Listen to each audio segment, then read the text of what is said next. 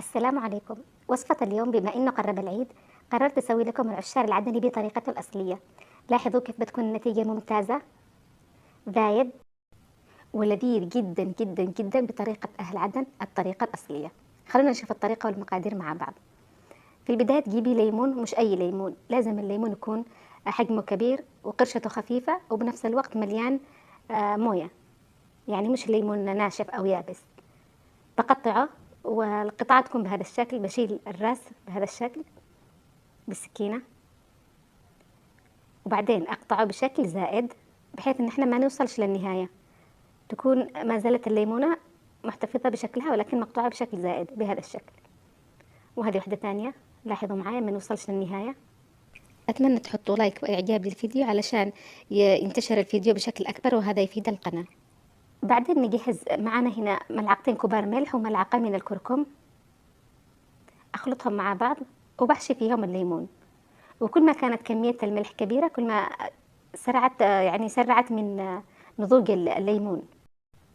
وعبي كل حبات الليمون بخليط الكركم والملح بهذا الشكل وعلى طول إلى المرطبان. المرطبان لازم حبذا لو يكون زجاجي يكون أفضل، ووضعية الليمون لازم يكون رأسيا بهذا الشكل علشان حتى لما تذوب الليمونة تظل محتفظة بشكله. الآن عبيته، لازم تترسيه مضبوط، يعني تعبيه كويس لأنه يذوب الليمون ويصبح إلى نصف العلبة تقريبا. رشة من الحبة السوداء، ملعقة تقريبا. الآن نغطي عليه بمشمع أو السيليكون ونغطيه مضبوط ونحطه في الشمس، ولازم تظلي ترقي العلبة بهذا الشكل يوميا. هذا كان في اليوم الأول، لاحظوا تغير لون الليمون ونزل منه شوية من الماء. وهذا في اليوم الثاني كانت كمية الماء أكثر، بس الماء في هذه المرحلة يكون خفيف. يظل العشار في الشمس في الأماكن الحارة حوالي 10 أيام، وفي الأماكن الباردة يأخذ وقت أطول يصل إلى 25 يوم. الآن بعد ما مر الوقت اللازم شوفوا كيف أصبح الماء ثقيل جدا، تقريبا الليمون تشمع تماما وأصبح ناضج، ما فيش السوائل كلها ثقيلة. وهذا هو شكله عندما يكون جاهز للإعداد النهائي. الآن بنبدأ نجهز الليمون. حطيته في وعاء وأضيف له الفلفل الأخضر، وممكن تضيفي كمان جزر. أضفت له نص كوب من الخل ونص كوب من الماء.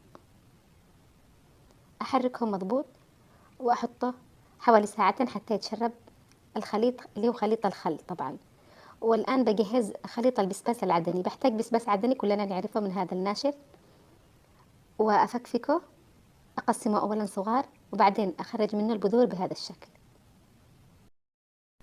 أنقع الفلفل العدني أو البسباس العدني في الماء والخل لمدة ليلة كاملة حتى يستوي تماما. وإذا كنت مستعجلة أسلقه على النار وأستخدمه مباشرة.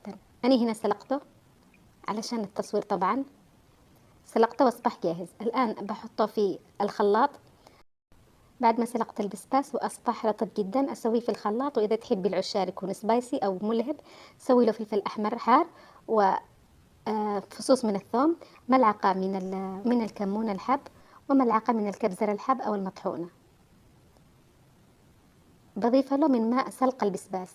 الماء اللي بخلط به هو نفس الماء اللي سلقت فيه البسباس طبعا. أخلطهم مضبوط في الخلاط ثم أصبهم على خليط الليمون والخل.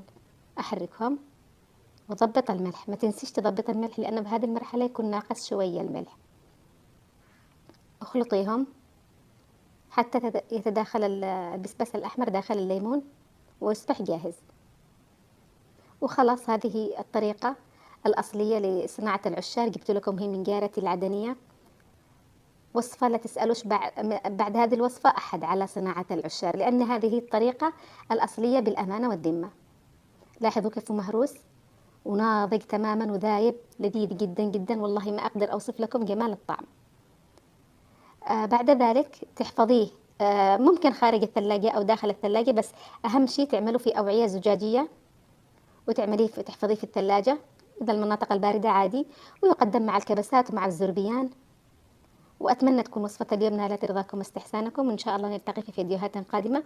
ولا تنسوا الإعجاب بالفيديو، والسلام عليكم ورحمة الله وبركاته.